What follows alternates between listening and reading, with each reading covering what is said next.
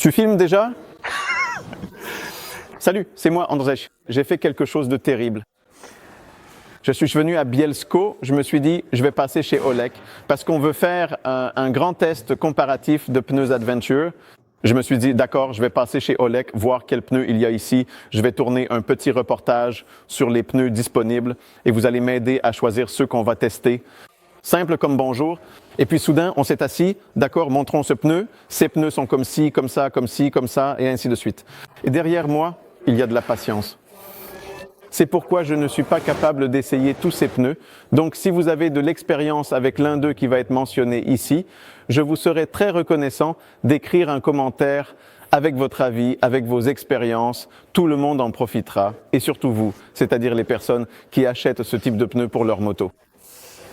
On commence par la base. Je vais faire les tests avec Dominique Bartelac. Et quand on a commencé à parler des pneus Adventure pour motos, il a dit « Mec, écoute, tu sais quoi? En fait, c'est comme ça. Celui qui sait rouler, il roulera avec n'importe quoi. Et celui qui ne sait pas rouler, eh bien, le pneu aidera, mais il ne résoudra pas tous les problèmes. » Et j'ai aussi des observations similaires parce que j'ai ici des pneus avec moi. J'ai le Metzeler Thurance Next 2, l'Atlas Capra RD, et le Pirelli Scorpion Trail 2. Je vais lire à partir de ces pneus pour ne pas m'y perdre. Si vous regardez les bandes de roulement de ces pneus, on peut dire simplement « ce sont des pneus pour la route » parce que ce sont des pneus pour la route et c'est avec ce type de pneus que la plupart des motos Adventure sortent des concessions. Est-ce que cela signifie qu'il est impossible de rouler sur du gravier avec ces pneus ? Eh bien non, car à de nombreuses reprises, j'ai emmené des motos tout juste sorties de la boîte sur des chemins de gravier. Très souvent, lors des présentations, nous avons un jour sur des pneus routiers, un autre jour sur des pneus tout-terrain.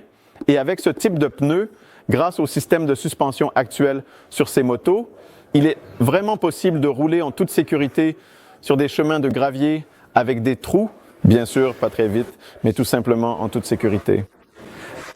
Donc ces pneus, pour citer un classique, peuvent traverser presque tous les terrains tant qu'on ne s'aventure pas dans de l'herbe mouillée, de la boue ou des montées vraiment extrêmes.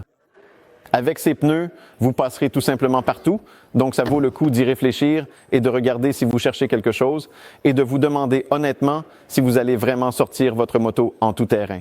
Parce que si, sur votre trajet, vous ne rencontrez qu'un chemin de gravier ou une petite route d'accès, il suffit simplement d'acheter ce type de pneus qui, premièrement, se comporte très bien sur l'asphalte et la moto tournera bien, car il faut se rappeler que le pneu détermine aussi la façon dont votre moto se conduit. C'est un facteur très déterminant. Quiconque est déjà passé d'un pneu usé à un pneu neuf sait à quel point la différence est énorme. Donc vous choisissez simplement vos pneus. Et là, vous avez, vous savez, le choix. Soit vous achetez un Metzeler, c'est d'ailleurs une nouveauté. Le Thurance Next 2, je crois que c'est le modèle de l'an dernier, qui est bourré de technologie, mais qui est aussi assez cher. Ou alors vous achetez tout simplement l'Atlas Capra RD. Et là, la question se pose, est-ce que quelqu'un a de l'expérience avec ces pneus? Celui-ci est nettement moins cher. Et il me semble que pour les motos, si vous ne voulez pas, vous savez, même si je ne sais pas non plus, car peut-être qu'on peut aussi frotter les repose-pieds sur les routes alpines avec ce pneu, vous pouvez opter pour quelque chose comme ça, qui est tout simplement nettement moins cher. Donc ce sont des pneus de série standard, routiers, qui peuvent supporter bien plus que ce que nous pensons tous. Il suffit simplement de s'entraîner un peu à rouler avec ces pneus. Ce sont des pneus avant, mais vous savez quoi? Je vais plutôt me concentrer sur les pneus arrière, car vous montrer l'avant et l'arrière de chaque pneu serait l'enfer. Mais ici, une petite anecdote rapide. Un jour, sur un forum, quelqu'un a écrit qu'il fallait absolument que le pneu avant et le pneu arrière soient de la même marque, avec la même bande de roulement, parce que lorsque tu roules sur l'eau, la bande de roulement évacue l'eau de façon idéale, de sorte que la bande de roulement arrière passe exactement à l'endroit où l'eau a été évacuée. C'est complètement absurde. Les roues avant et arrière tournent à des vitesses différentes. On peut avoir un pneu différent à l'avant et un autre à l'arrière. À condition, bien sûr, que ce soit, vous savez, le même type de pneu. C'est-à-dire que vous n'allez quand même pas combiner ce pneu avec un pneu à crampons à l'arrière. Maintenant, les pneus qui me semblent les plus raisonnables en termes de polyvalence, c'est-à-dire des pneus comme le Metzeler Thurance Mitas E08 Enduro, Atlas Capra R et par exemple le pneu Michelin Anaki Adventure. Pourquoi ces pneus semblent-ils être les plus raisonnables et les plus adaptés pour cette utilisation? Parce que, tout comme vos motos d'aventure, ce sont des motos universelles. Donc tu regardes ces pneus et tu vois que c'est un pneu polyvalent parce que le plus important, c'est qu'il garde toujours une forme d'œuf. Il y a suffisamment de gomme pour que la moto continue à rouler sur l'asphalte comme une moto de route devrait le faire, c'est-à-dire qu'elle s'incline de façon prévisible, sans tomber dans les virages, etc. Et en même temps, les sculptures de chaque pneu, ces sculptures sont faites de telle sorte qu'elles vont déjà mieux mordre dans le gravier. Elles vont surtout offrir plus de force de freinage, une meilleure traction lors de l'accélération et elles vont mieux fonctionner avec les systèmes. Donc c'est vraiment une super idée, mais ne pensez pas que c'est un pneu qui s'en sortira aussi bien dans la boue ou sur l'herbe mouillée. Sur l'herbe mouillée, tous, sauf le pneu à crampons extrêmes, seront nuls et c'est pareil dans la boue. Ces crampons vont s'encrasser et ils vont rapidement devenir comme un slick, tout comme un pneu purement routier. Mais cela ne change pas le fait que ce type de pneu, à mon avis, est vraiment une super bonne idée. Et avec ces pneus, on peut déjà tranquillement aller à une formation off-road et apprendre sur ce genre de pneus. Parce que si vous apprenez à rouler en tout terrain avec ce genre de pneus, alors, une fois que vous mettrez des crampons, vous verrez soudainement « Wow !» Mais l'adhérence, en ce qui concerne le choix, eh bien regardez. Honnêtement, ici aussi, le prix joue souvent un rôle tout simplement. Parce que d'un côté, je tiens ici le plus cher, le Michelin Anaki Adventure, qui, vous savez, affiche 1 million de technologies sur l'étiquette. Il y a même le logo MotoGP dessus. Mais vous savez, des pneus à plusieurs composés, c'est juste bourré de technologie. Et d'un autre côté, comparé au Michelin, il y a l'Atlas Capra Air, très simple, qui à mon avis, vous me direz selon vos expériences, mais à mon avis, devrait aussi fonctionner vraiment suffisamment bien et le prix est vraiment abyssalement différent. Donc il me semble que pour ce qui est de ces pneus, c'est surtout le rapport qualité-prix qui sera déterminant. Et c'est pourquoi je dis, si vous avez des remarques ou des expériences avec Mitas, Metzeler, Michelin ou Atlas, n'hésitez pas à les partager. Nous passons maintenant à des pneus de plus en plus intéressants. Maintenant, 3 petites merveilles qui me plaisent beaucoup. Voilà, pour moi, ce sont des pneus 50-50 et ils montrent à quel point différents fabricants peuvent avoir des approches différentes d'un pneu 50-50, c'est-à-dire un pneu qui fonctionnera à la fois sur l'asphalte et en tout-terrain, mais ici, avec une orientation un peu plus marquée vers le tout-terrain. Donc ce sera un pneu tout-terrain, mais en même temps, il sera possible de rouler sur l'asphalte avec. Et maintenant, attention! La plus populaire d'entre elles, la Pirelli Scorpion Rally STR, pour que ce soit clair, c'est du caoutchouc. Mon Dieu, je connais parfaitement ce pneu, car il équipe d'origine des motos allant de la Yamaha Tenere jusqu'au Multistrada Enduro. Tout simplement, on peut trouver ce pneu sur vraiment beaucoup de motos adventure et, à mon avis, il est vraiment excellent pour le tourisme d'aventure parce qu'il accroche super bien dans les virages. Tu peux rouler partout avec. Sur les chemins de gravier, avec une telle bande de roulement, vous avez la certitude que la moto a de grandes chances de s'en sortir parce que la roue tourne et va accrocher. Vous pourrez freiner en ligne droite. Le seul inconvénient que l'on peut avoir, ou l'on peut un peu perdre, c'est que, vous savez, ici sur le côté, en roulant sur des ornières ou en travers, ce pneu a bien une bande de roulement, mais il est conçu, vous savez, principalement pour l'asphalte. Mais c'est vraiment un très bon choix. Ce pneu ne m'a jamais déçu et on peut vraiment rouler très vite avec. Mais ici, nous avons 2 autres idées. L'une vient de Nouvelle-Zélande et elle me plaît aussi beaucoup. Et c'est un pneu pour ceux qui, à mon avis, font vraiment beaucoup de kilomètres parce que regardez, oh, ici, nous avons un concept un peu particulier et là, regardez au centre, nous avons cette idée. Il y a au milieu une grosse bande de gomme, une simple bandelette qui offrira très peu, vraiment très peu de résistance lors de la conduite en ligne droite. Et ce pneu, c'est certain, il peut faire énormément de kilomètres. D'ailleurs, il paraît que les Moto-Z sont réputés pour être vraiment durables.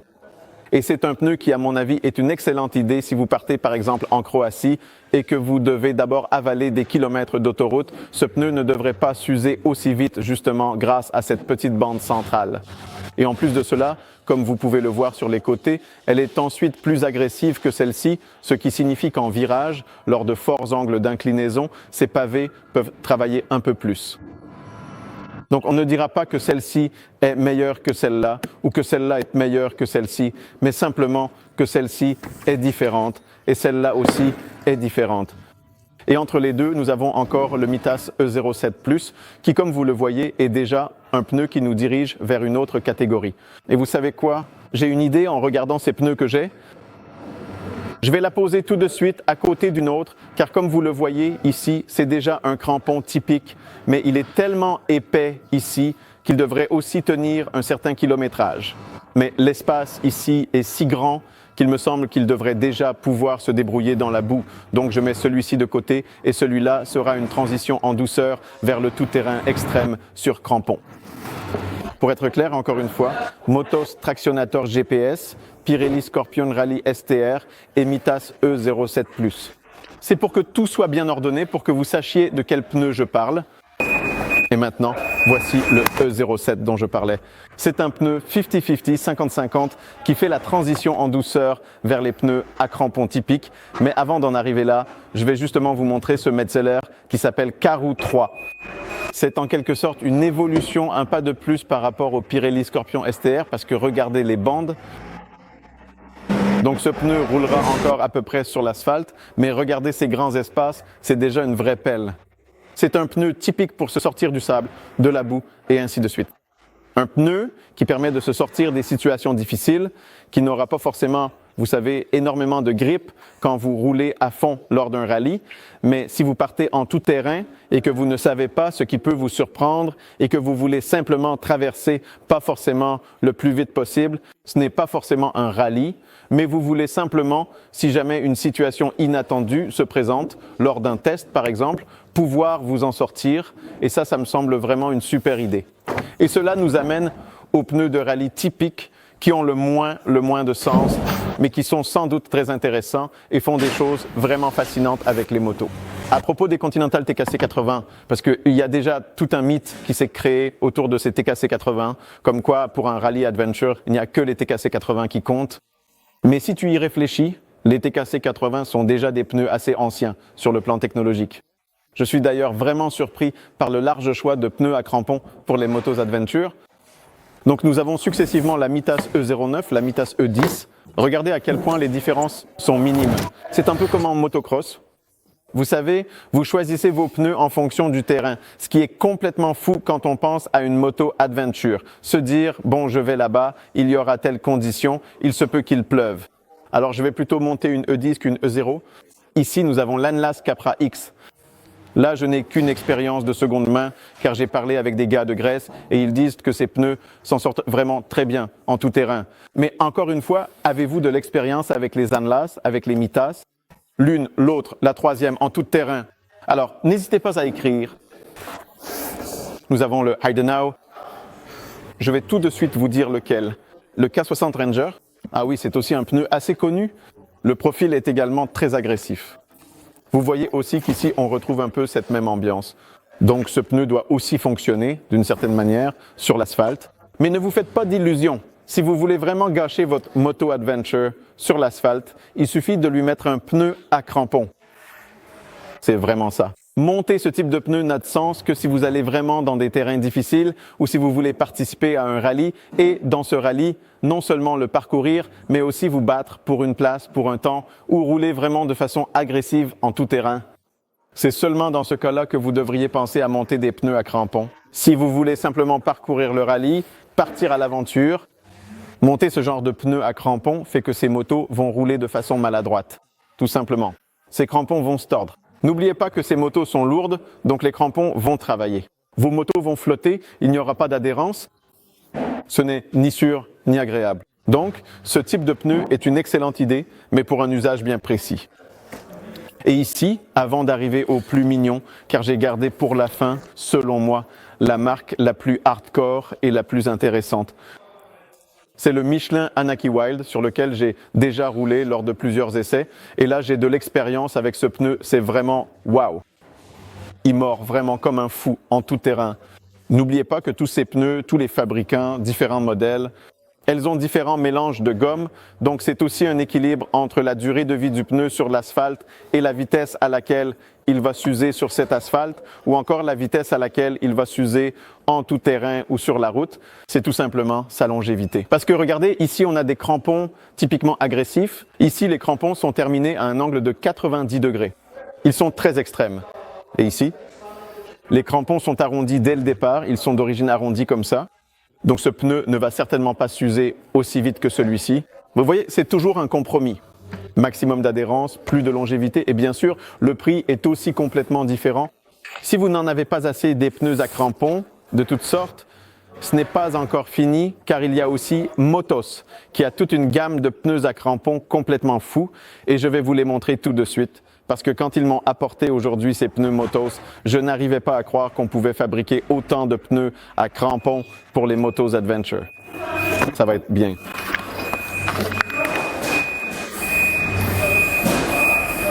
Voilà, un seul fabricant, en mettant de côté ce pneu Motos précédent et les pneus qui, à première vue, semblent presque identiques, mais qui en réalité sont conçus pour des usages totalement différents. Ici, nous avons le modèle Adventure. Pour que je dise bien, parce qu'ils ont des noms assez drôles, Tractionator Adventure, c'est-à-dire que vous voyez ici au centre, les crampons sont un peu plus serrés. En général, les crampons sont plus rapprochés pour que cette moto, ce pneu, puisse aussi rouler sur l'asphalte. Et maintenant, je me demande si ce pneu ne pourrait pas être un peu du côté des pneus 50-50, mais en même temps un peu du côté des pneus à crampons. Ici, nous avons le Tractionate Rails. Donc, le nom nous indique qu'il s'agit déjà d'un pneu de rallye, un vrai pneu à crampons fait pour attaquer en tout terrain. Et ici, nous avons le Desert HT, si je ne me trompe pas. Oui, c'est bien ça, le Tractionator Desert HT, qui suggère clairement que ce pneu est fait pour rouler dans le sable. Il a tout simplement une bande de roulement complètement différente. La seule chose que vous puissiez faire, c'est de répondre à une question sacrément importante. Comment vas-tu rouler avec cette moto ? Et une fois que tu auras roulé avec cette moto selon ton plan, réfléchis à ce plan pour la saison suivante, à travers le prisme de la façon dont tu as roulé avec ta moto jusqu'à présent, parce qu'il se peut que tu te sois un peu plus pris de passion pour ces rallyes. Alors là, effectivement, tu peux essayer de jouer avec ces pneus à crampons, mais demande-toi si tu as vraiment besoin de crampons hardcore, parce que changer de pneus, c'est des coûts et de l'embêtement. Donc, vous avez une tâche très difficile et nous allons essayer de vous la faciliter encore avec un test comparatif avec Dominique. Et sûrement, nous impliquerons encore quelques personnes. Mais vous aussi, avec votre expérience, vous pouvez faciliter la tâche aux autres en partageant vos retours, avec quels pneus vous avez roulé ou si vous avez eu des expériences du genre. Mince, j'ai monté ces crampons parce que je suis allé à une formation et il s'est avéré que les autres roulaient avec des pneus tels que j'aurais pu garder mes pneus d'origine, par exemple. Ou quelque chose comme ça. Ou bien moi, je suis parti avec les pneus d'origine, mais j'ai essayé des crampons ou des pneus mixtes 50-50 et j'ai trouvé que ça roulait nettement mieux. Donc ici... Bon, et d'accord, j'ai une dernière idée folle parce que on va choisir quelques pneus pour un test comparatif, mais peut-être qu'on va faire un sondage. Je vais mettre tous ces pneus dont j'ai parlé aujourd'hui de différents types et on verra. C'est vous qui allez faire ce sondage. Sûrement que sur Facebook, c'est le plus simple de le faire pour choisir quels pneus vous voulez qu'on teste. Et ceux qui recevront le plus de votes, ce sont ceux-là que nous emmènerons certainement pour les tests en tout terrain et sur asphalte. C'est une idée. Salut!